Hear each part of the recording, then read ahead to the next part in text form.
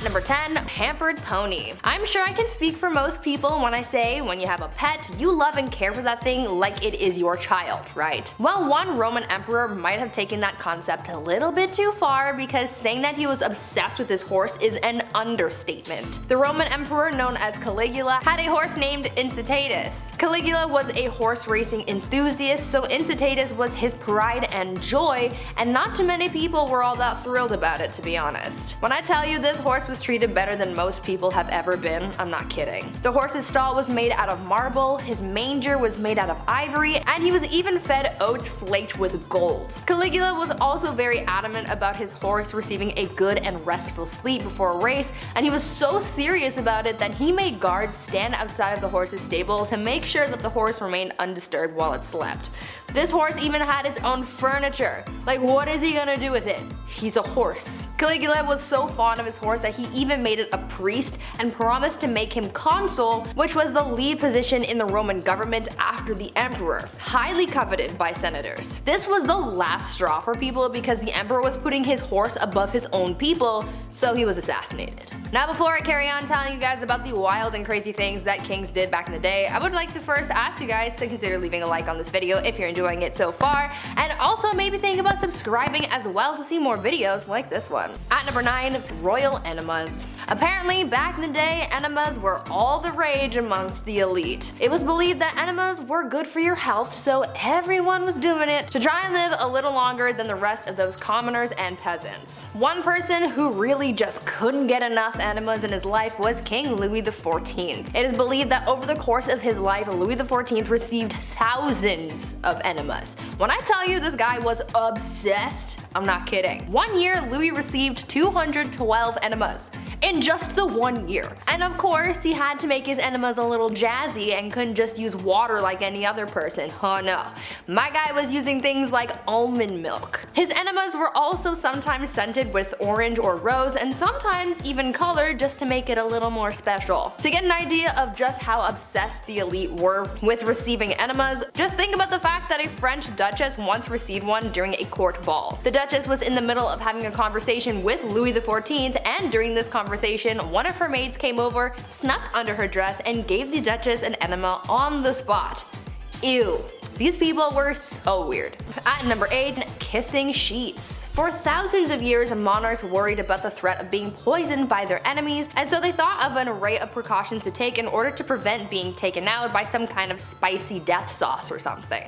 Many monarchs hired tasters to try their food before it was given to the king to make sure that it wasn't poisoned, but some monarchs were also afraid of being poisoned through something that they touched. This is why Henry VIII hired someone with a very important job to make sure that his bed wasn't poisoned. The person who was tasked with making the king's bed was also required to kiss every part of his bed in the morning. They would kiss the pillows, sheets, and blankets to prove that someone hadn't smeared poison on it. The king was also concerned with people poisoning clothing too, so his clothes as well as his son's clothes were also tested for poison before getting dressed. At number 7, Mummia medicine. It's safe to say that medicine from the past is very different from modern times. These days we have pharmaceuticals to treat illnesses, but back in the days of old there were very different and quite questionable methods of treating ailments, and one of those methods included cannibalism. In the 16th and 17th centuries, it was common practice for elites like priests, kings, and other nobles to consume remedies that included human bones, blood, and fat as medicine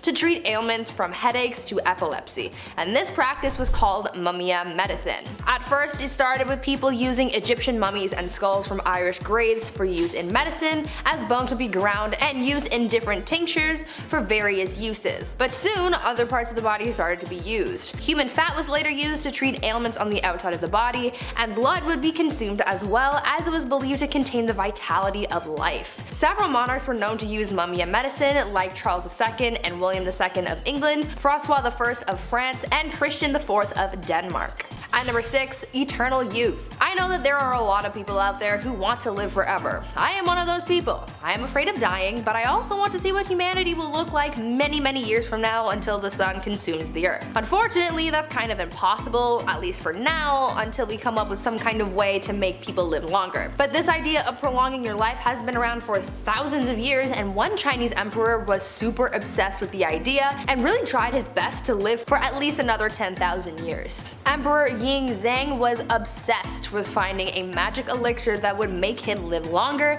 and he demanded that his subjects find this immortality elixir for him. Now, even though he brought a lot of prosperity to people during his rule, he never let go of his demand for immortality, and it put a lot of pressure on his underlings to find him something to help him live forever, but obviously that didn't happen. He was so concerned with his lifespan that he even brought magicians into his court. His obsession alienated him from his people, and after all of that effort trying to live longer, he died at the age of 49. At number 5, no bathing. These days, bathing is kind of a necessary thing. Gotta be clean, you have to smell nice, you have to practice proper hygiene. But back in the olden days, this was the complete opposite, and nobles rarely ever bathed, and it was kind of a trend. Over time, physicians began to believe that bathing was dangerous, and obviously the nobility tried to protect their lives and well-being at all costs, and so they just stopped bathing. In a popular 16th century medical book, it was advised, quote, "Use not baths or stews nor sweat too much, for all openeth pores of a man's body maketh the venomous air to open and for to infect the blood," end quote. So yeah, they thought that taking a bath would make you sick. In the late 15th century, Queen Isabella of Spain would go around bragging about the fact that she had only ever bathed twice in her whole life. Weird flex, but okay. King James IV apparently never bathed, and his hygiene was so bad that he passed on lice to other people who went into a room that was frequented by the king. He also never washed his hands before eating and would just rub his fingers with the wet end of a napkin. These people were gross. At number 4, prankster king. You know that you're a spoiled king when you can pull pranks on people constantly and never have anyone try and stop you or fight back. This was basically the life of King Christian VII of Denmark, who was known for being pretty childish and playing pranks on people his whole life. He was a troublemaker through and through. He was known to play pranks on his grandmother by putting pins in her throne, and he would throw things at her, and he even ran through the streets with his friend and his mistress, destroying shops and patronizing brothels. He even made his own torture rack, had himself tied to it, and flogged. Why? I have an idea, but I don't want to think about that one too hard. One of the other weird things that he was known to do was leapfrog over dignitaries when they would bow to him. This guy was really quite immature. At number 3, saints in bed. I understand the desire to feel protected by whatever gods or saints you might believe in. That's one of the whole points of religion. However, I think some people can take that idea a little bit too far, and by some people I mean the Spanish royal family. These guys took religion very seriously, and they believed that following religion heavily would allow God to heal them when they were sick. So, when a member of the royal family was ill, doctors would remove body parts or even entire corpses of saints from churches and monasteries and would put them in bed with the person who was ill. Yeah, they slept with the corpses of dead saints to be healed of their sickness. Could you imagine if that was still how medicine was practiced today? At number 2, rat court-martial. There has been a record of many kings throughout history who were complete children through and through. Even though many of them grew into adulthood, they still acted immature, and one of the greatest examples of that was Peter III of Russia. He was not a good ruler or a good husband to his wife, who would later become Catherine the Great. Peter spent every night in bed with her playing toy soldiers because he was obsessed with his little dolls. He was so obsessed, in fact, that when a rat chewed the head off one of his toy soldiers, he was so upset that he held a proper military court-martial for the rat. He proclaimed the rat guilty of treason and had it hung in a tiny gallows that he had built for the occasion. It was weird, but in the end that bizarre event helped Catherine overthrow her husband, so I guess it kind of worked out for someone. And finally, at number 1, Groom of the Stool. Guys, I found the worst job in history. You think working at the 1-star Domino's Pizza in your neighborhood is bad? Wait until you find out about the Groom of the Stool. The Groom of the Stool was a job created during the reign of Henry VIII, where the role was to monitor and assist the king in his bowel movements. They would carry around a commode at all times, and they were also tasked with monitoring the king's diet and meal times, and would organize the king's days around his break times. They were also tasked with undressing the king for him to do his business, and it's also been suggested that they would have had to, quote, cleanse the royal posterior as well. Sounds like a pretty crappy job to me, but I'm not funny. I'll leave. Number 10. King Midas. Most people know the story of King Midas, but in a nutshell, he was a king who was granted the power of everything he touched turned to solid gold. So, no, he didn't exactly buy anything with that kind of power, but the man can have anything he wants or buy anything he wants. It's a lot of gold. This sounds great, but it's really awful for a couple of reasons. One, that is pretty much the moral of the story, and the other is, well, some basic economy stuff. The first reason this would suck is that, one, you should never be too greedy, and you really shouldn't. And you should always be careful what you wish for. This blessing quickly turned into a curse as Midas could no longer eat. Which, that's bad. Not eating and everything you touch turned to gold. Ugh, you couldn't hug anybody? It's terrible. The other issue would be his wealth. You'd have to be very careful on how many items you actually touched, as producing too much gold would eventually devalue the price of gold. Especially if you touch a bed or something, that's a lot of gold. Imagine how much a solid gold bed would weigh, how much that would be worth. So in reality, you would be both starving and poor. Number 9. Mansa Musa. Sort of related to the King Midas issue, Mansa Musa was probably the richest man to ever walk the face of the earth. A king from northern Africa who exploited his country's salt and gold reserves. His estimated wealth today would be around the $400 billion mark. $100 billion US. Ooh, that's a lot of money. Tough to actually measure it exactly because it was from so long ago, but it could be less, and some say it could actually even be more. Mansa Musa went on tour one year to see all the beautiful things he could of the ancient world, and you can't take a little vacation without buying something at the gift shop. Mansa Musa was so rich and spent so much money in a few towns that he visited that he single-handedly upset the economy of those cities. Elon Musk wishes he could. So he basically bought a lot of stuff, and it was unusual because it upset the economy. Like, he destroyed the economy of those towns. That's insane. Number 8. Michael Jackson, the king of pop. Ah, see, I got you. I pulled a sneaky on you. But yeah, he's still a king. And maybe he was the biggest celebrity who ever lived. Would Halloween really be Halloween without Thriller? And how could cool guys let you know they were cool in the 80s if they didn't have all that leather jacket and stuff? You wouldn't be able to know. You just wouldn't. Well, maybe some things you don't know about Michael Jackson were his shopping habits. The man loved shopping. And with that kind of money, well, you can do anything. Well, some may remember his chimp, his Neverland mansion complete with carnival rides, an arcade, and even an oxygen chamber in case Darth Vader was coming over to stay the night. However, something very strange the man tried to do was he tried to buy a very strange man himself, or rather his bones. For some reason, Michael had a fascination with the Elephant Man, a man with severe facial deformities and freak show performer from the late 1800s. Michael tried to purchase his remains. That's it. That's the point. He tried to buy him. They wouldn't let him, but he tried. That's a weird thing to buy. Whenever I hit the number, I don't go, hey, 1-800 museum people, someone bring me King Tut. I want it. Number 7. Elvis Presley. Lots of similarities today. Elvis Presley, before Michael Jackson, he was probably the most famous person to ever exist. The king of rock and roll, baby, that's right. All I'll say is phone your grandma and ask her how she feels about him. She probably says she loves his music and those gyrating hips. At the time, it was pretty controversial. Boy, only if they knew what was going on today. Whew. Sorry, 50s atomic families. Well, being that Elvis Presley was the king and the first celebrity to be idolized the way we do with modern celebrities, he became quite wealthy. Well, with all that money, he bought some weird things, including a chimp. Everyone's buying a monkey, they want a zoo, I don't know. A mansion property he named Graceland, a pink Cadillac for his mother, and strangely enough, he bought FDR's yacht. Yeah, what? That's so weird. Good president, sure, but does it really have room for a monkey in a pink Cadillac? I don't know. Number 6. French royalty. This one is more about Marie Antoinette and King Louis XVI. It's kind of like a two-pack, kind of like a couple, but trust me, it all makes sense in the end. Again, anything they bought, it was probably the king's wallet, wasn't it?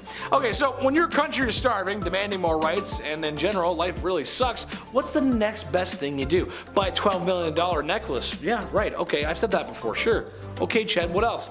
Continue to live your opulent life on the king's and people's dimes. Sure, why not? It makes sense, okay. I'm talking too much. Well, something I learned today, and something that Taylor showed me, is that I guess the last Queen of France was a little lonely, so what did King Louis do to fix this? Spend more time with her? Nay. Buy her a new dog? Nay, sir and madams. He had her pug from Austria imported to the country. And anyone can tell you that when something is imported, you are going to be dishing out a few more dosh. Yes, that's right.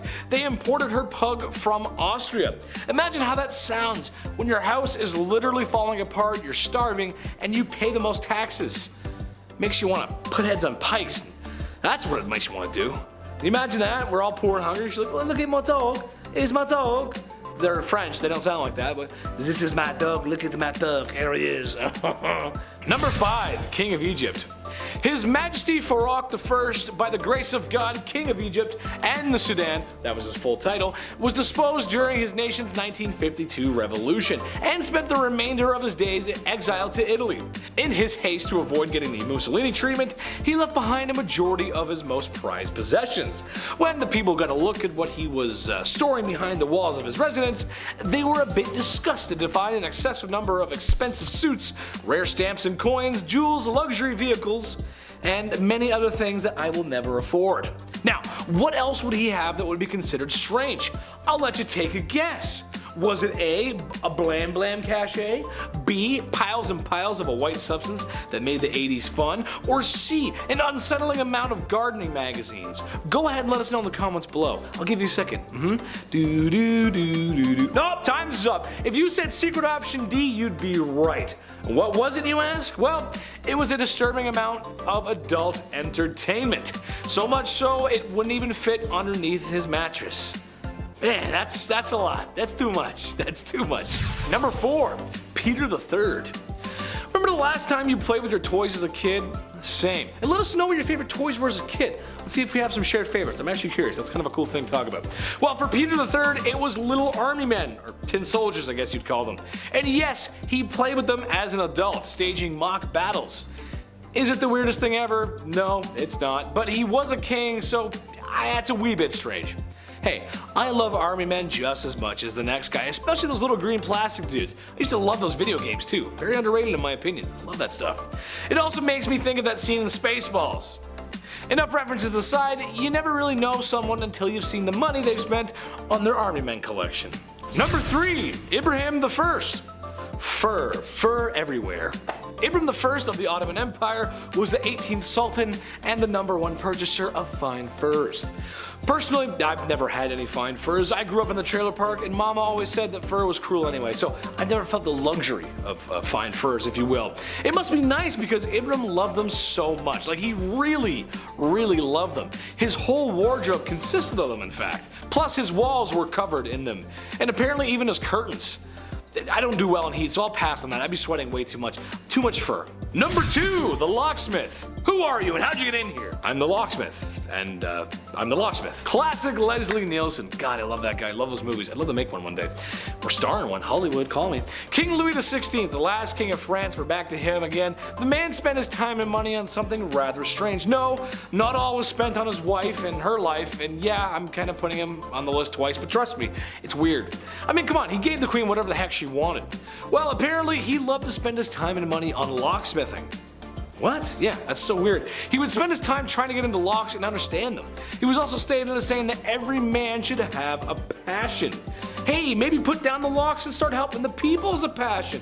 There's an idea. What a great idea. Feed the people. Instead, I'm just going to work on this lock. I'm just going to go ahead and just, yeah, almost got it. Yep. Number 1, Christian VII of Denmark. I saw this and I just had to put it on here. I mean, come on. Apparently the guy wasn't very mentally stable. I mean, who is these days? Apparently the royal spent a lot of his time waxing his carrot, polishing the flagpole, tenderizing the gabagoo, charming the snake, self-firing on all cylinders, the one-handed bedroom dance, what I did all summer long in high school. You get the point, okay? You understand what I'm trying to say. Truth of the matter is, you don't get there with a little help from Vaseline or St. Ives. The man bought time so he could be this way. The man is either a legend or a crazy person. Imagine having that much money and that much time in your day that's all you do. But kicking off the list at number 10, must love licorice. Okay, we'll start off a little tame. Napoleon Bonaparte, the famous French emperor, the famous military leader from the 1800s. Napoleon Bonaparte was responsible for conquering a large part of Europe. Bet you didn't know he was obsessed with licorice though. Way too much. He would eat this all day, every day. Ugh, it feels gross. Look, as somebody who can't stand licorice, I already feel bad for Josephine. Licorice breath at any time of the day coming your way? No thank you. I'll hard pass. Napoleon carried licorice around with him at all times. This guy ate so much of it, his teeth became stained. They turned black. Oh yeah, I forgot to mention, it's black licorice too. Not the strawberry pull and peels, those are great. I'm talking about 1800s black licorice. It would come in lozenges. If somebody offered me a lozenge and it was black licorice, I'd call the police. Smack it out of their hands. Number 9, Filippo Maria Visconti. The Duke of Milan during the 14th century was at first Gian Maria Visconti, but after he was taken out, his brother Filippo Maria Visconti had to step up to the bat. As a ruler, Filippo was better. His brother had been cruel previously, hence the untimely departure. So this was a good move at first, so we thought. Now Filippo had to take over come 1412. Filippo was better than his brother on paper. He helped reorganize government finances. He got the silk industry up and running, which we love that. He ended up passing away of natural causes down the road, which is, nothing like his brother. But while he was in power, he never showed his face to anybody, not even people close to him. He hid in his palace most of the time, and it was odd because he thought that he was ugly. That's why he hid his face. Kind of sad, right? Filippo hid his face, and maybe you feel bad for him now, right? Just a little bit. He died of natural causes and he was alone all that time. Yeah, don't feel bad for him. This guy was horrible. He was jealous of his wife Beatrice Lascaris de Tenda because she was twice his age, twice as smart, and twice as powerful. So Filippo had her taken out in a courtyard publicly September 13th, 1418. Yeah, he accused her of adultery just cause he could, and he had some suspicions in his dark room by himself hiding his face. History is ugly, and sometimes it's literally ugly as well. Number 8, George IV. When it was time for King George III to pass on the crown, of course, next in line, heir to the throne, is his eldest son, also named George. What if you became king in 1820? Would you be noble? Would you do monologues in the sunset as you enriched your homeland? Kings like to do that a lot with their if I had the hair still. Or would you do what King George IV did and make horrible financial decisions every single day? The guy would just party all day as well. He would gamble every day, he would buy expensive stuff that he did not need, and on top of that, he would never do any of his royal duties. Guy wouldn't do his job. His father had to step in, classic. He figured the only way to settle all these new debts set in motion by George IV. In order to clear those up, George now has to marry his cousin, Caroline of Brunswick. The arranged marriage happened April 8th, 1795, and what was supposed to be a happy day for all was a nightmare for all included. They hated each other as soon as they met. I mean, obviously, he was a fool. George got heavily intoxicated for the wedding. He was just hammered the entire time. And then 9 months later, almost to the day, they had a child. And then right after that happened, they went their separate ways. So yeah, horribly unhealthy relationship. Once George became king in 1820, he then tried to divorce her. Like, what a fool. Just let it go. Let it all go. Let her go. Number 7, heir to the throne. Okay, I kicked out this list roasting Napoleon and his licorice choices, but of course, he's done much worse things than have bad breath and stained teeth. Napoleon's marriage to Josephine was first fueled by love and friendship, but things quickly changed. Marie-Josephine Rosée Tacher de la Pagerie was born in 1763. She had 2 children with her first husband, but that marriage was also not a happy time. They separated, and Josephine met Napoleon in 1795. Napoleon at this point was married at the time, and they had an affair, and they were deeply in love, like actually in love, and Napoleon proposed to Josephine in 1796, and they married later that year. 2 days after their wedding, Napoleon led the French army in Italy, and while he was gone, both of them ended up having affairs. So many affairs in this. Like, does love even exist? What the hell? 1804, Napoleon crowned himself and then crowned Josephine, proclaiming her empress. A few years passed, and after finding out Josephine couldn't bear any more children, Napoleon made a list of possible and eligible princesses. Just a list, and just left it out. Like, how awful is that? In November 1809, Josephine agreed to the divorce, and come 1821, Napoleon Bonaparte's final word on his deathbed was Josephine. Yeah, a little darker than licorice, just a tad. Number 6, George I. King George I, couple of Georges on this list, okay? Long before his British ruling days, George was in Germany. He was actually the elector there, and he'd been married before around 1682. Originally, he married Sophia Dorothea of Seal, but the entire time they were married, it was horrible. George would straight up bring other women home because he just felt like he could. Like he literally argued that he could, given his role. He's like, oh, I could have these women and we could do all this in front of you. Of course, I'm this person of this. Like, no, you're a fool. You're a jerk, really. He would have numerous mistresses and he would purposely flaunt them. So Sophia thought, okay, if you can have numerous side hustles going on, I'll move on myself. So she began seeing a Swedish count. Okay. She began seeing Philip Christoph von Königsmark. Now when George inevitably found out, he was violent at this point. He was upset, he divorced Sophia and then imprisoned her. Yeah, when he became king of Britain later on in 1714, she didn't come with him. Yeah, it's not just horrible with Sophia either. The Duke had also been taken out, sadly. His love for Sophia ended up getting him killed. What a mess. All these Georges are so messy, the worst. If your name's George, don't be a mess. Just be nice. Hit that thumbs up if you're a George. Change the game. Change the stats up. Number 5, King Henry VIII. The second wife of King Henry VIII. She was found guilty of treason and she had been charged with having relationships with 5 others, including Lord Rochford, aka her brother, George Boleyn. She had also apparently had relations with Sir Henry Norris, the king's close friend, and when I say close, I mean they were really close. He was the groom of the stool. So they were close, and on top of this, Anne was also found guilty of conspiring to kill her husband. I wonder why.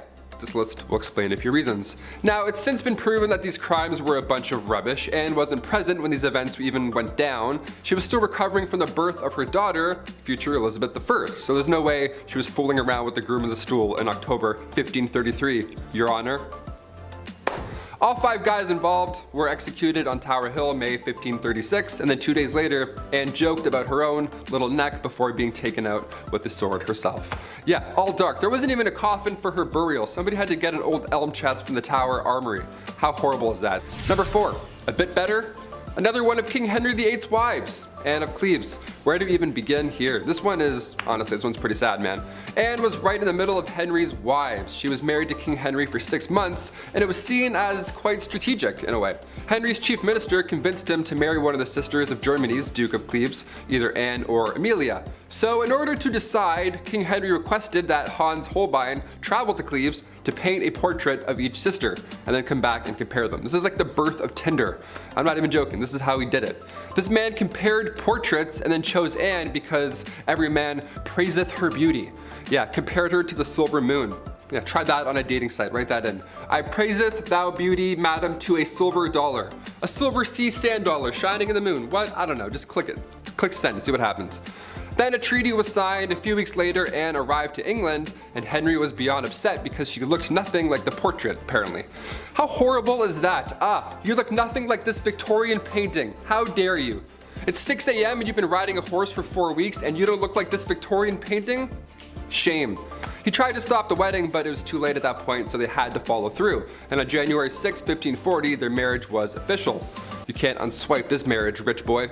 Anne later accepted the divorce gladly and then lived as the king's sister peacefully until her death in 1557. Number 3, Christian VII. Christian, there's an ironic name for what I'm about to tell you. The prince that couldn't keep his hands out of his pants. I don't know how else to say it. Here we go. Christian VII of Denmark. He was a young lad. He was spoiled. He was a little comfortable with his body, maybe too comfortable. And he would often just have his hands in his pants hanging out. He was like one of those, rich king. He was kind of like Joffrey from Game of Thrones. He would just have just sit back and like suck on candy and stuff and just, fool around. I don't know, it was gross. Middle of dinner, this guy would pass around food to his family with those gross hands. He would alternate hands and pants to handing out food.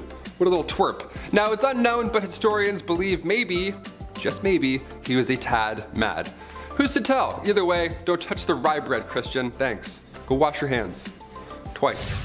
Number 2, King Henry VIII. Again. Of course, we have to talk about Henry VIII again. He's pretty bad, not gonna lie. Henry VIII was King of England from 1509 to 1547. He's been married a handful of times, as we've heard by now, and all of them have went south. When Henry married Catherine, he was 49. She was a few years younger. She was actually a lot younger, classic 1500s. Way too young. And when they got married, Henry was not the same as he was when they had met. He had received a nasty jousting wound, so now he was gravely overweight. He didn't do anything. He just laid around all day and complained. So Catherine, of course, just wanted some, shred of a life, and being again quite young, too young, she decided to look for love. Well, God forbid you try and have a life in the 1500s, because then the young queen was accused of having an affair and was publicly and horribly taken out in the courtyard. And finally, coming in at number 1, Henry II. The relationship between Henry II of England and Eleanor of Aquitaine is pretty memorable. It's memorable in all the wrong ways, of course. When they first met, things were good, dare I say, with both of them. They were both young, and he was going to be king. He was young, king, guy, young man who's going to be king. And Eleanor, she was married, but once she got an annulment, their love was good. Their love was good and young and ready to be young king stuff. After the annulment in 1152, Henry and Eleanor tied the knot officially a couple weeks after. Love moves quickly, apparently. Henry started having affairs, because of course he did. At this point in this list, we're not gasping at affairs, sadly. But come 1173, Eleanor had convinced their sons to go against father. Yeah, Henry didn't take this well, and he had Eleanor locked up for 16 years. He had died, so after that point she had resumed the royal roles, because at this point those two boys had grown up and inherited the throne, Richard and John. But being locked up for that long, what a nightmare that relationship was entirely. I figured we'd end on a kind of tame one where she kind of came back and it was good. Kind of good, dare I say? I don't know. Kicking off the list at number 10, a goodnight kiss. We'll start off funny, okay? History can be funny sometimes, even when it's not meant to be, and it's meant to be completely serious. I can't help but read this information and laugh. Royals were sweating constantly about people trying to take them out, of course. I mentioned Boy Jones on here a few times. That guy stalked the queen over and over for years. Historically, these royals have been on the lookout for enemies, and the way that they prevent these attacks, yeah, sometimes it can be a little funny. Like the kissing sheets, for example. Have you heard about this weird position in the castle? What an odd job this is. A great deal of monarchs hired taste testers to make sure nobody poisoned their ale, which is, pretty lousy job there. Either having a good day or a bad day, no in between. But they also had a guy kiss the king's sheets every day, He just kissed the entire bed. The king size, may I remind you, massive bed. King Henry VIII, this guy hired somebody to literally just go in, get snuggled up, and just make sure the king's bed wasn't poisoned. There's nothing on it that's gonna make the skin go all ouchy. But he would just get in his bed and just go to sleep for a bit. You are required to make the king's bed every morning, of course, and before he gets back in, you gotta get in and kiss that bed, man. You gotta kiss that bed real good. Mwah, mwah, let's go. Mwah. All right, time to clock out for the day. Mwah, one more for good luck. Clothes as well, that was touched. Maybe not kissed, but it was for sure worn and touched. It's so weird. Guys wearing my clothes in my bed. No way, I'd rather get poisoned. Like, yo, take my jeans off. Who is that guy? Get back here. Like, imagine marrying that king and it's like, oh, hang on, before we get snugged in, this guy has to go and kiss your sheets. She's like, ew, what? Why does my sheets smell like breath? Everything smells like breath. Number 9, enemas. We gotta talk about perhaps one of the worst sights to see in the household. Back in the olden days, enemas were the talk of the town. Well, rather, the palace. Like most things in the 1400s, only the rich could afford the enema supplies, specifically King Louis XIV. Guy loved enemas. Just big old fan of enemas. It's believed that over the course of his life, Louis XIV received thousands of enemas. Thousands. It's a lot of decimals. Decimals for enemas.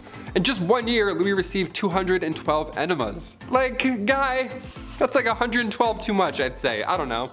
He would always take it a step further, and dare I say, a step fancier, by using almond milk for the enemas. Imagine being married to a guy and he pulls out almond milk and you're like, oh no, not again. Come on, Louis, please, I just ate. Number 8, no bathing in this house. Bathing in the olden days wasn't fully understood, if that makes any sense. Like in a medical book, in an official 16th century medical book, the medical advice was, use not baths or stews, nor sweat too much, for all openeth the pores of a man's body, and maketh the venomous air to enter and for to infect the blood. First of all, huh? What? What does it even mean? Why is every shred of medical knowledge always written in riddles? God forbid you have bronchitis in the 16th century. A doctor would just be like, ah yes, just a drop of ale and a witch's flick and you'll be on your way. Like, what? Do you have any halls? Help me. Help me, dude. No, I'm just mad. I just like, bro, I have pneumonia. I need medicine. So of course they thought that taking a bath would make you sick. Of course. So King James IV, apparently this guy never took a bath in his life. And his hygiene was so bad that he would sometimes pass lice to others just by being in the same room that he was earlier. So not at the same time, he would come in, do his king stuff, leave, and the lice would be like, pew! And they would just wait in that room and get on someone else. That's so gross. That's horrible. Lice would emit off this man. He's like the stinky kid from Charlie Brown with the stinky cloud. That's just like lice around this guy. Margaret Tudor was married to King James. Yeah, must have loved the no bathing thing, eh? Oh boy. Number 7, Queen Caroline. Queen Caroline. Ba ba ba. She went out in a horrible way. We can't sing about her. History remembers Queen Caroline for the way that she went out. It was bad. It was actually written down in an epigram attributed to the 18th century poet Alexander Pope. Here lies wrapped up in 40,000 towels, the only proof that Caroline had bowels. Again, it rhymes. Why is everything rhyming? This is so awful. Who can be like, yeah, write that down, that's good, that's good. Wait. It does rhyme, that's good, that checks out. Rest in peace. My gosh, her husband, he was certainly no help at all. Caroline was previously married to George IV, and this guy locked her out of Westminster on Coronation Day. So yeah, she went out in a horrible way, but let's not forget the marriage that came beforehand.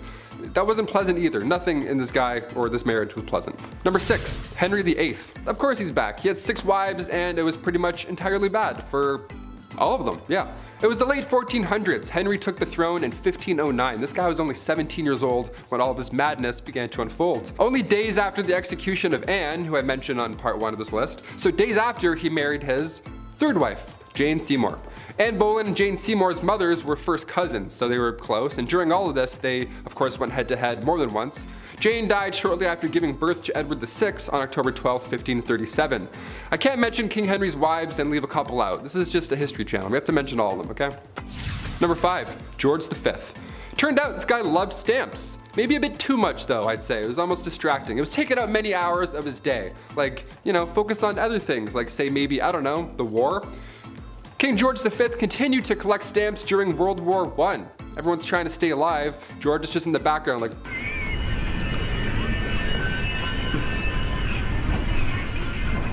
like all collections, they started at an early age. It's now at a point where it's just, past impressive and borderline strange. Especially if you're a royal, like you're really going hard with this. This guy had albums on albums of stamps. He had around 330 albums, each was 60 pages, full of stamps. That's 20,000 pages full of stamps. That's a lot, way too many stamps. So naturally, he was nicknamed the King of Stamps, or rather the King of Philately. That's the official term for collecting stamps. We're historians here, we have to make it official.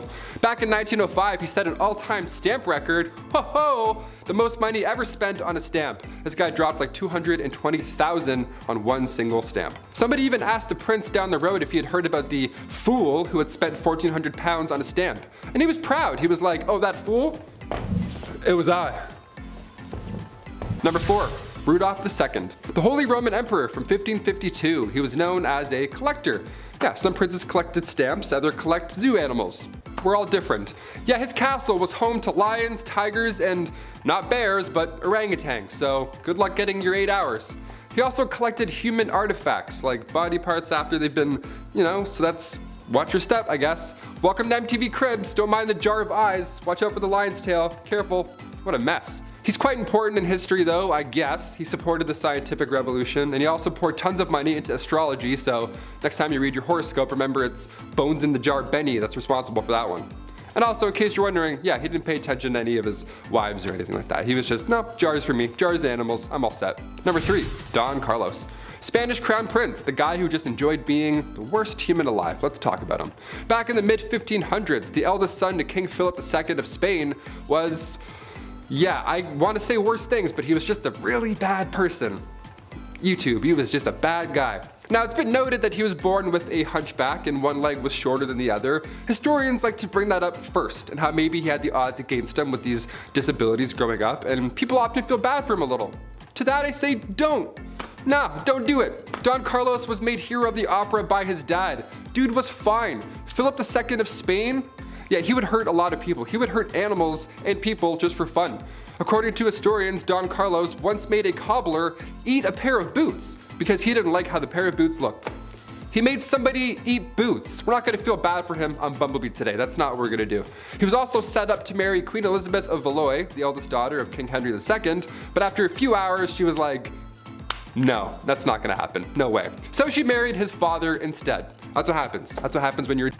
In 1564, a few brides were lined up for Don Carlos. Mary, Queen of Scots, was one of them. Margaret of Valois, we know what happened with her, and Anna of Austria. But his mental conditions grew worse and it went south. Shocker. Number 2, Heart of Glass. King Charles VI, once nicknamed the Beloved and then quickly nicknamed the Mad. What happened? After he became King of France in 1380, he would have these episodes, let's call them. He would believe he was made of glass and he didn't want anybody to touch him. He had this glass delusion, which was surprisingly not uncommon, believe it or not, for this time period. Believing you were made out of glass in some way, shape, or form, be it in your head, butt, shoulders, or back, really spiked around the mid-1400s, and Charles VI, aka Charles the Mad, he wouldn't let anybody, not even his wife, near him at all.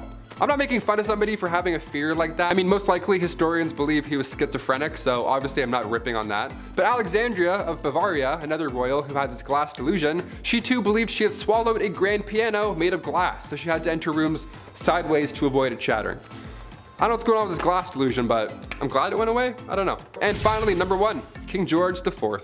Voted as England's worst king by historians, so that should already tell you a good amount of this guy. George was another one of those monarchs who was a little too invested in his, intimate side quests, if you know what I'm saying here, like all these other kings we've talked about. He was a bit busy, being a stupid fool. This man was trying literally everything to get a woman to sleep with him. Although he was the king and he was already set up, he was like, nope, I'm gonna go and keep trying with strangers and random. And he would throw a tantrum if they said no, or he would threaten to end his own life if he didn't get the girl. Like, you know what I'm saying? One of those kind of monsters. He would also keep trophies, lack of a better term, of all these conquests afterwards. He would ask each people that he slept with for a little piece of hair, and then he would keep them. He would like store them.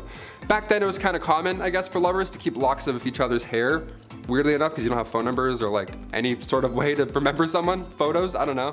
So you kept their hair. But after the king died, his brother found 7,000 envelopes, each with a lock of hair that was, quote, enough to stuff a sofa, end quote. So yeah, I'll leave you on that note. I think there's a hair in my mouth. That's kind of gross. At number 10, Caligula. This guy reigned for 4 years, and the amount of straight up excess he demanded led him to be the first Roman emperor to be assassinated. Caligula was 25 years old when he took power in 37 AD, and he was great. He announced political reforms and recalled all exiles, but within the same year he contracted an illness that sent him a little loopy. Like to the degree of ordering hundreds of Roman merchant ships to form a 2-mile floating bridge across the Bay of Boleyn so he could spend 2 days galloping back and forth across it on his horse Incitatus. Speaking of his horse, he loved that animal so much, giving him his own house with a marble stall and ivory manger. And he almost appointed the horse consul before Caligula met his end. It got worse in the years after his demise, like in 39 and 40 AD when he led campaigns to the Rhine and the English Channel, where he actually avoided battles and instead did things like commanding his troops to plunder the sea, which means gathering shells in their helmets. The perfectly sane kind of things that you do when your favorite quote is, "Remember that I have the right to do anything to anybody." Number 9, Murad IV. Something about kings being great also goes hand in hand with them being terrible at the same time. 17th Sultan of the Ottoman throne, Murad IV came to power in September 1623 at the age of 11. But since he was so young, the Ottomans were ruled by his mother, Kösem Sultan, and other relatives, who did a pretty horrendous job. As a tween, he walked around the cities dressed as a commoner and would keep a list of those he could benefit from and those he could punish. At 11. At 21, he took control and also took some extreme precautions in order to eliminate the corruption within the empire, banning the use of alcohol and tobacco and coming up with severe measurements for the regular collection of taxes. Murad IV would never be okay with people disobeying his laws and directives, even going around the city in plain clothes to check any undisciplined actions by the locals, and he would personally punish the offenders. He did a lot for the Ottomans, but boy was he harsh about it. He destroyed coffee houses, like Come on, man. Number 8, Ramses II. He literally has the most statues of himself of all the 4,000 years of Egyptian pharaohs. That is really all I gotta say, actually. Ramses II was undoubtedly the greatest pharaoh. I don't know if that justifies his spoiled ways, but it helps explain them at the very least. He was a master builder, a war hero, and brokered peace all around over his crazy long reign. But he was also really good at the whole propaganda thing. Like I said, he has statues of himself all over Egypt that even to this day are hard to avoid. Not to mention all the buildings built in his name, including a whole temple to himself and one to one of his wives, Nefertari. He moved the capital from Thebes to the new capital he created, named, unsurprisingly, Pi Ramses, from which he ruled for 67 years, had literally hundreds of children and dozens of wives. He also, kind of hilariously, renovated statues and temples erected by previous pharaohs with his tag, either to pay respect or what I'm going to go with, just to say, look at this big statue of some other dude, but always remember, trademarked by Ramses the Great. P.S. I'm awesome. Number 7, William II. Usually being overshadowed by his father William the Conqueror and his successor Henry I, William II wasn't a well-liked king, particularly by the church, because William kept positions for bishops empty so he could take their incomes, which made me laugh when I read it actually. The Archbishop of Canterbury Anselm really had an issue with William, even going into exile until William ceased to live. But this just left the revenues of the Archbishop of Canterbury vacant, making William able to claim those funds as well until the end of his reign. He obviously was not a fan of the church, but his armies definitely were a fan of him. He was great when it came to warfare and was able to pretty much guarantee loyalty by showing it. William didn't have any heirs or wives, which led people to question his preferences, if you know what I mean. He ultimately met his end at the tip of an arrow during a hunting accident, but he was always remembered for being ruthless and giving in to his vices. Number 6, Phalaris. Phalaris of Akragas was a tyrannical Sicilian ruler from around 571 to 554 BC. And this dude was so bad his own people overthrew him after his 16 years of rule. Phalaris became ruler by some unconventional ways when it came to other kings on this list. Some think he started as a farmer who held office, and other more fun stories say he was appointed to build a temple, and instead of doing that he took the money and built a fortress, allowing him to take power. He expanded the territory of Akragas from the south coast of Sicily all the way up to the north coast, but he was known much better for how gosh darn cruel he was. The most famous story would have to be the one of the Brazen Bull. An engineer was hired by Phalaris to create a new device for doing heinous things to his prisoners.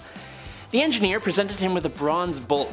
There was a door that could be opened to place a prisoner inside, then they would light a fire underneath, heating up the bull and causing the poor soul inside to thrash about and yell, making the bull seem alive.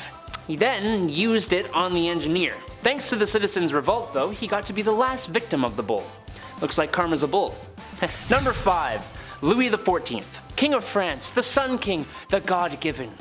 Ruling from 1638 to 1715, Louis XIV was well known for his love of art, which was apparent in the royal palace of Versailles he created, his love of women for his multiple wives and many more mistresses, and the comparison of himself to God, even taking up the sun as his symbol, being representative of Apollo, the sun god, and the literal reason we're all alive. A good symbol, honestly. The Palace of Versailles was used to host comedies, operas, and tragedies, and spectacular parties. His suite in the palace was made up of 3 apartments all for himself. The palace was big enough to hold his entire court so that none of them could really plot against him without him knowing. It also contained the Hall of Mirrors, which was a 71-meter long room with 357 mirrors around 17 arches opposite the massive windows. Unlike most other kings on this list, Louis XIV was a fantastic ruler. He was an incredibly lavish one though, which equals spoiled in my mind. Number 4, Ivan the Terrible. Ivan Tsar was a great military leader, pretty much setting up the Russian Empire. A great leader with an absolutely terrible temper. His rage-filled outbursts just got worse and worse over the years of his rule from 1530 to 1584. One of these incidents even ending in the stab-filled demise of his own son. He had a special force called the Oprichnina who eliminated anybody he felt threatened him, and he led this force to Novgorod in 1572, resulting in the massacre of Novgorod, which gets him a firm place as one of the cruelest of Russian rulers. There is the even more popular story of him making that peculiar looking castle in Moscow, and then dispatching the man who designed it so no one else could have one. He is one of the most cruel, paranoid, bad-tempered, and greedy rulers in not just Russian history, but history in general. Literally terrible. Number 3. Nero. Another Roman emperor who was effectively insane. Seems to be like a trend. Best known for his spicy parties, political delifings, persecution of Christians, and love for music that led to the rumor that Nero played the fiddle while Rome burned during the Great Fire of 64 AD. Nero first became emperor at 17, and the first little bit of his rule saw him be responsible for the demise of multiple people, including his mother and his newest wife, Poppaea, in a casual outburst of rage. He was quite the artist, singing and performing and encouraging others to take lessons, and he held sport events all the time, even taking part himself. Remember that fire I talked about? Well, some people believe he may have started it himself in order to make a bigger palace. But if he did or didn't, he blamed the Christians and punished them much more than necessary, like dressing them in animal skins and having them torn apart by dogs, or being burned to the afterlife in pyres that would light his own garden parties. Oh, and he bankrupted the Roman treasury building the aforementioned palace where he held his ridiculous parties we talked about before with a 100-foot golden statue of himself. Nice. Number 2. Bad King John. Kings be bad sometimes. But when it came to lechery, treachery, and shocking acts of cruelty, the king who sealed the Magna Carta takes the cake. According to the historians at least. While known for the Magna Carta, he is also well known as the king involved in the stories of Robin Hood. But these being fairy tales, was he really that bad? No, he was much, much, much worse. During the time that he ruled, most nobles who were captured in war were kept in not so bad confinement. John said no though. Like when he captured his own nephew, who miraculously disappeared, and about 22 knights who were sent to a castle to starve to the afterlife, to stop their families from continuing to fight. He did the same thing to the wife and son of his former friend. If that weren't bad enough, when his brother, who was king at the time, was taken prisoner, he tried to seize the throne, and he is famous for forcing himself on the wives and daughters of his own barons. As you may remember from Robin Hood, there was a monetary aspect to his horribleness as well. The taxes and fines he levied were to the point of extortion. I talked to Andrew, who talked to the chief, and he said, King John ain't it. Number 1. Henry VIII. Here we are, the main man himself. We've talked about him before, and how could we not? He's arguably one of the most infamous English kings. Historians have described him as obsessive, syphilitic, and a self-indulgent wife delifer and tyrant. These historians probably leave the best Google reviews. It's not just his whole multiple wives to find a male heir situation that makes him spoiled. Well, kind of it is. To achieve his personal ends, he literally spurred on a religious revolution that created the Church of England, the formal end of monasteries, and the Reformation. Which is hilarious because he wrote a treatise against Martin Luther that had him named Defender of the Faith by the Pope. Ironic. He, like many of the others, was a lover of art, music, and sport, at least in his younger years. But he was also an incredibly costly ruler. While he unified much of England with Wales and Ireland, in 1520, with King Francis I of France, Henry co-hosted the Field of the Cloth of Gold, which was incredibly lavish and showed off his immaturity. Speaking of immaturity, there are tons of cases where people were separated from their heads simply for not giving him what he wanted, including some of his friends and his wives.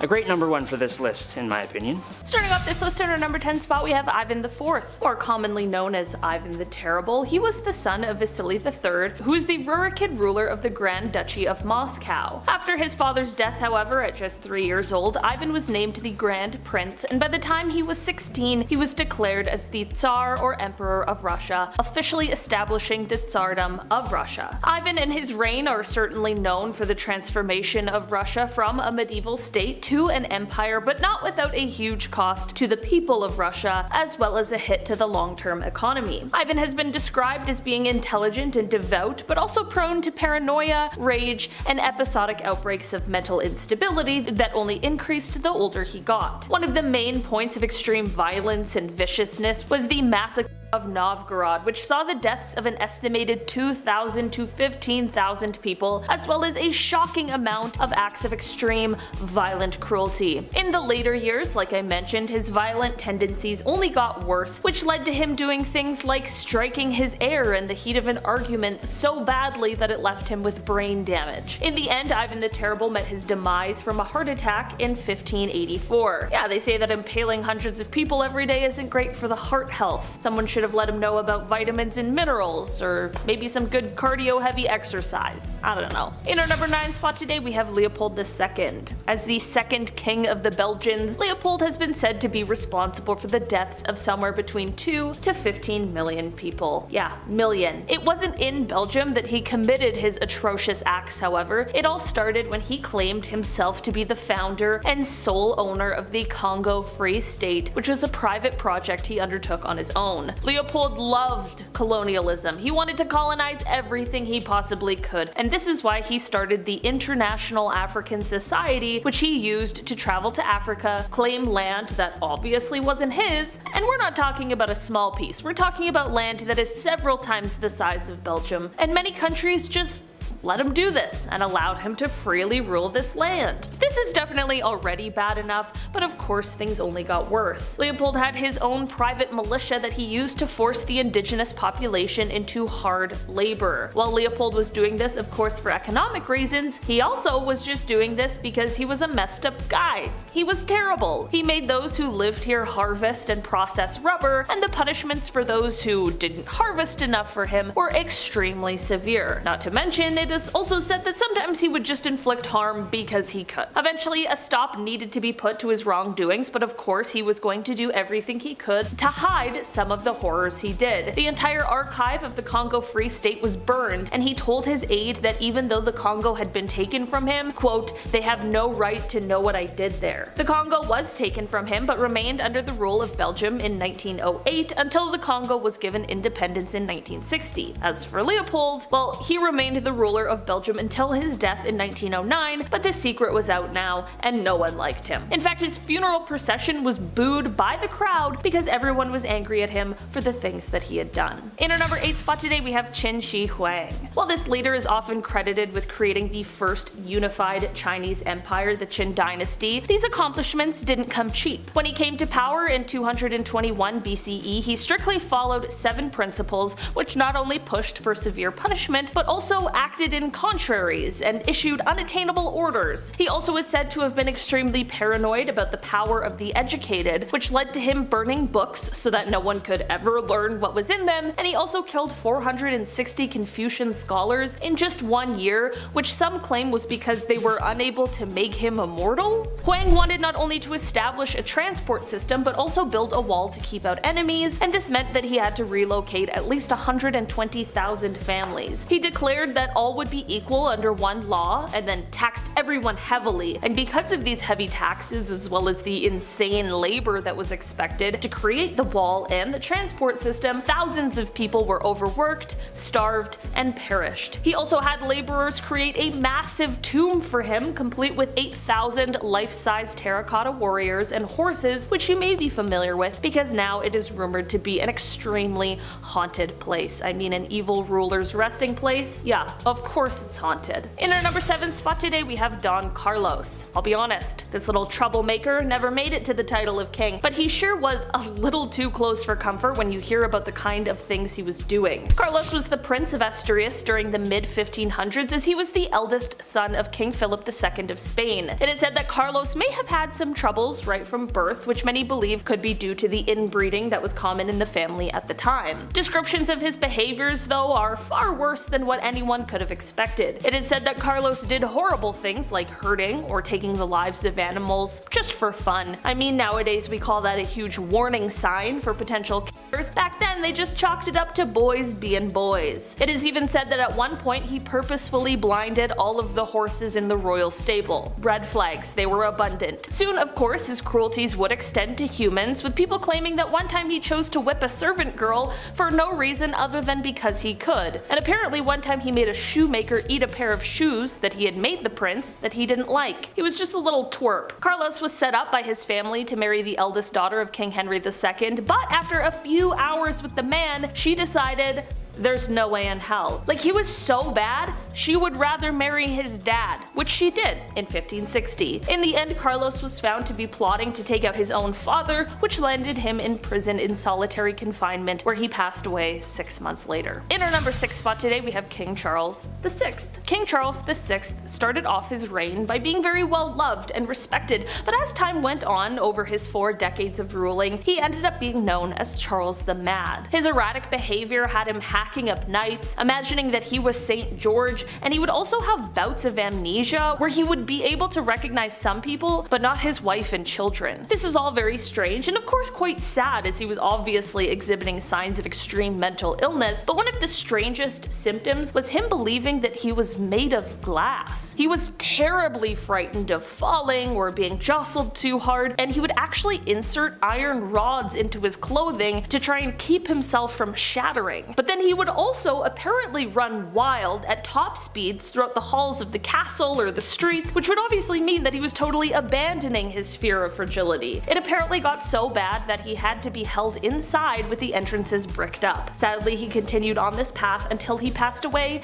in 1422. In our number 5 spot today, we have Nero. For this one, we are going to be taking it all the way back to the age of the Roman Empire. When we think back to these times, they weren't necessarily the most kind, peaceful times, but there certainly are some characters that stand out as being particularly brutal, and one of those is Nero. Throughout his reign, he wreaked havoc on the Roman Empire. He burned cities, he killed thousands of people, including every member of his own family, and I mean, we know the inventive execution methods of the past, so you can probably guess at just how brutal all of these were. Most Roman sources give us an almost completely negative review of him in reference to both his personality as well as his reign as a leader. He was called compulsive and corrupt, and it is believed that he is actually to blame for the great fire that burned Rome, but instead he used the Christians as a scapegoat so that they would receive punishments rather than him. In the end, after being declared a public enemy by the Roman Senate and realizing that the rebellion would be lost, he ended up taking his own life at the age of 30. In our number 4 spot today, we have Pol Pot. Pol Pot was the leader of the Cambodian revolutionary group called the Khmer Rouge, and this group, with him at the forefront, went on to try and destroy the Cambodian civilization. This wasn't necessarily how the group started out, but once Paul and others who shared his ideals came to lead it, things quickly became very dark. He is likely one of the only people who ordered a mass genocide in his own country. The reasoning behind all of this is because he believed that destroying the civilization was the best way to start a new regime and bring in a new age. He ended up serving as the prime minister from 1976 until 1979, during which his policies led to the deaths of around 2 million people, which is horrifying. That was about 25% of the entire population. He even liked to keep the skulls of those he had killed. Just gonna say, it seems as though politics was the mask for someone who just really wanted to kill people. There are so many horrific details surrounding him and the things he did,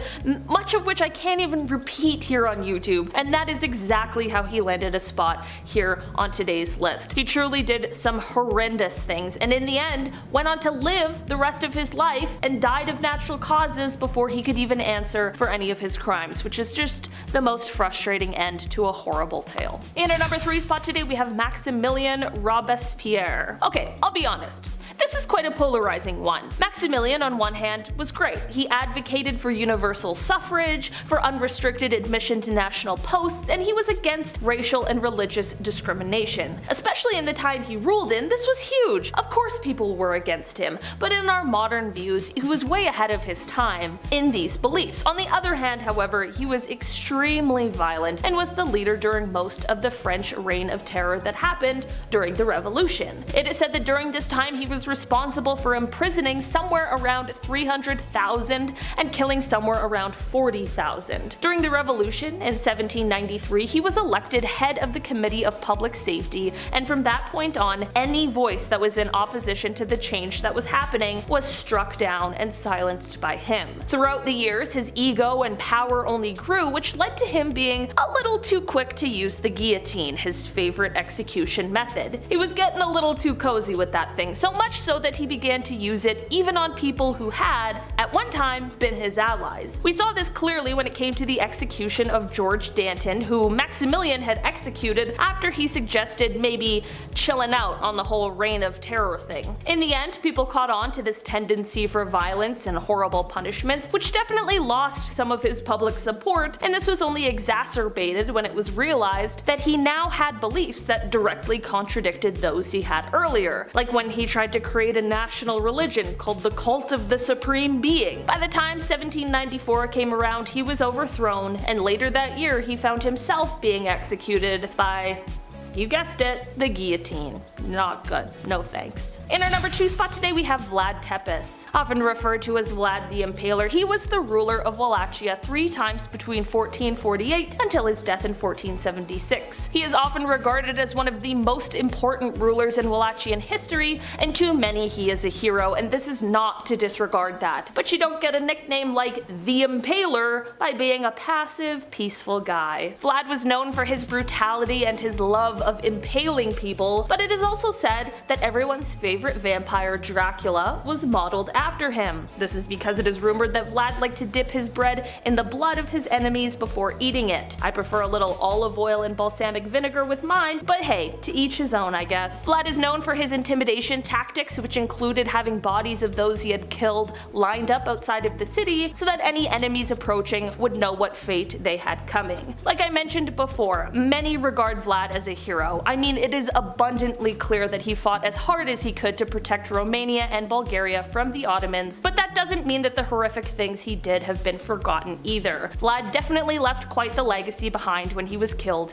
in 1476. In our number 1 spot today we have Joseph Stalin. Stalin was a Georgian revolutionary and Soviet political leader who governed the Soviet Union from 1922 until his death in 1953. Despite the fact that he started his time governing the country as a part of a collective leadership, by the 1930s he had consolidated all of the power and went on to begin acting as the Soviet Union's dictator. During his reign, Stalin was responsible for the deaths of over 60 million people, 20 million of them being his own. Apparently the math works out to about 40,000 people per week, which is just unbelievable. For almost 30 years he reigned the Soviet Union with terror and violence. I mean, his decisions led to a famine that killed millions of people. Also, the lives he took weren't just of his enemies. I mean, how could one person have 60 million enemies? He would take the lives of families of people he liked. He just took too many lives, was too paranoid, and while he was powerful and smart, he could also be an absolute monster. This is all perfectly summed up when he said, quote, "One death is a tragedy, a million deaths is simply a statistic." Number 10. What's yours is mine. Maintaining a dynasty and trying to rule over a people is hard.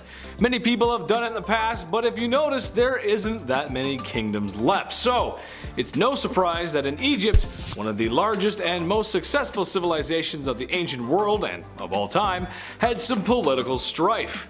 Berenice III had lost her husband Ptolemy, and she was doing her best to maintain power. In some serious Alabama energy, Ptolemy XI was made king, a stepson and half-brother. The man wanted it all to himself, and can you blame him? I mean, look at the pyramids. Nice, I'd want him too. He promptly unalived his new queen because power moves. Some people didn't like this, and in some form of poetic justice, he was unalived by the people. What's the lesson in this one? Maybe that you can't trust your strange, closely knit inbred family members? I'm not sure, honestly, but it's just messed up. Number 9. One too many. Sometimes when you're king, you're gonna have more than one wife that's 6 feet under. It's just how it goes sometimes. However, I believe there is no better example of this than Absal Khan, whose actions were so egregious that I did a literal double take after learning about what this king had done. See, Absal didn't just unalive one wife or a couple like history's favorite King Henry VIII. No, my busy bees. He is responsible for the termination of 63 wives. wives, not wives. I'm not sure what kind of guy would make that kind of mistake. In fear of losing them to an invader who treated women slightly better, he had his soldiers give them a tall glass of drowning. Those who tried to escape were cut down without mercy. Yeah, I lived next door to the chief. He invited me in for a cup of tea. I sat down and he said, "That ain't it." You know something's messed up if I'm overusing that joke. Number 8, in double trouble. This one isn't exactly about a king removing a queen like his wife, but it is about kings ceasing the life of their queen, more specifically their mother. Clyricus and Oxythris were the sons of Amistris, a woman handed off in marriage by the mad lad Macedonian himself, Alexander the Great. Well, like a lot of ye olde history, there was some power struggles. A power vacuum had been created in the death of Dionysus. You'd think that wouldn't happen over and over again, but you'll find that a lot in history. The power struggle was solved, and eventually Amistris retired and remarried. Named a town after herself. Things were okay for Amistris. Things were good. But one day her sons came to visit and noticed the Mon looked a little thirsty. So they drowned her in a river in a power grab that pretty much immediately backfired, as they too were unalived by the next guy in line. Pretty similar to the last story, but that's history, isn't it? Number 7, 20 years of therapy. Elizabeth of Bosnia was a very unpopular queen and unfortunately had to often defend her throne with violence. As it turns out, this did not bode well. Many people wanted revenge and honestly just to take her position of power. Elizabeth, understanding perhaps her times might be numbered, was going to try everything she could to keep her bloodline in power. The passing of her king husband only made things worse. In her attempts to escape the impending doom, she was captured and imprisoned by her new owners. She was eventually released. Oh, did I say released? I meant as punishment she was strangled in front of her daughter. Now, I'm not a psychiatrist, I'm more of a bumbling fool, but that just can't be healthy for you. Emotional damage. Number 6, bad divorce. Pedro of Castile was doing as the European monarchs do. Sometimes you gotta marry for alliances. Sure, it makes sense. Your kingdom is much less likely to get steamrolled by a larger kingdom if you have an alliance with a fellow kingdom or with a bigger one itself. Pedro of Castile, he married a young Blanche of Bourbon so France and Spain could just seem just a wee bit more snug. But Pedro just wasn't having it. What he was having instead was a mistress named Maria. So instead of enduring a loveless marriage, he had poor Blanche locked away in a tower, just like Sleeping Beauty. Except a handsome prince wasn't coming to rescue this damsel in distress, but a man with a black hood and a sharpened axe, as Pedro had her unalived. I was gonna make a joke about Rapunzel and let down some hair so she could make an escape, but I mean, that's just awful, really. I mean, imagine being locked up in a tower for a long time. Sure, I love the indoors, but you gotta let me out at some point, Chief. Do you think I get a food delivery app up in that tower? Maybe. Number 5, women's rights. Listen, it would be difficult to talk about this list without bringing it up. And ladies, all I want you to know is that you're gorgeous and I love you. But queens of the past, although they might be royalty, were severely lacking in rights. This is a time when men ruled, literally, and unfortunately that means a lot of women got the raw end of the deal. Just as an example, women have only been able to vote in the United States since 1920. There was a lot of work that had to be done, which sounds like a long time, but it really isn't. Women of the past, and especially the medieval world, basically needed a man to walk through their life, whether they liked it or not. Can't own property, business, can't sign contracts, basically everything they need to do has to go through their husbands first. Sure, royals had it easier, but I'd argue if someone could just unalive you or lock you away in a tower without consequence, do you really have rights at all to begin with? I don't know, I don't think so, that's not right. We're gonna do better, we'll do better. Number 4. Herod the Not So Great. Herod the Great was the king of Judea in 37 BC. Herod the Great was also a monster. I know I've given Henry VIII grief for Anne Boleyn, but Buddy here, he just throws out wives like it's his business. Well, it kinda was, actually. He was a busy man, having an estimated 14 children with different wives. There's also a good chance that there was more, being since that female births were just not recorded. He also unalived a lot of other people too. This guy was just so much of a tyrant that both Jewish and Christian faiths depict him as a tyrant. Way to go, dude, nice. Number 3, the mayor's alibi. Alright, here's a modern one for you. Yes, I know the mayor is not a king, I understand that. But they still hold a decent amount of power, and this happened in the 90s, which I hate to bring up because that was a really long time ago. Yeah, I know, right? I know, I remember that too. Mayor Barry Waite and his wife were just as comfy as peas and carrots when one day his wife was mysteriously unalived. Barry was not a suspect at first, but slowly as time went on, his alibi began to unravel, and he seemed less and less trustworthy. As multiple financial-based scandals were beginning to rear their heads, it later became understood that his wife was going to seek legal aid after learning about Barry's doings, strangling her in a fit of rage. Years later, he was convicted and sentenced to 40 years in prison. So maybe we haven't learned much from our historical past. A man in power in fear of losing it to a woman has removed her from the equation. I guess we'll never change. Number 2, one last ride. King Philip V was down bad. The CEO of Naughty Time. This man liked to get down and to be a certain kind of dirty. He could not get enough of women. He loved them, his wives and mistresses included. Reported to try and get the deed done at least 3 times a day. Now you might be saying to yourself, but Big Ched, what's so wrong with that? Everyone likes a little mooey once in a while. Hey, I hear you. A little toe curling once in a while, it's a great thing, if you catch my drift. But Philip may have enjoyed it just a little too much, as when his beloved wife was on her deathbed, he tried to squeeze in one more D appointment. Your wife is dying and all you can think about is a little afternoon delight? A bouquet of flowers and I love you would have been fine, but who am I to judge? You go ahead. Weirdo. Number 1, the last Tsar. Nicholas II of the Romanovs was the last Tsar of Russia. What did he do to his wife? Well, not much, actually, and that's the issue at hand. It's his inaction that hurt her and the family the most. You see, Russia was an interesting nation in the early 1900s. As most nations were modernizing, Russia was still somewhat stuck in the past. A lack of rights for anyone, no industry, and the monarch was kind of oppressive. Well, Nicholas the Tsar was going to change it. At some point, maybe. Okay, well, he didn't. It would take a whole history class to break down what actually happened during those crucial years, but in a nutshell, there was this new fun idea called communism. And with the lack of the Tsar's support to the people, this is serious neglect we're talking about here, the people revolted. The monarchy was overthrown, and in an event that's actually quite sad, the Tsar and his whole family were unalived by the new government. His inaction got his wife done in. Way to go, Nikki.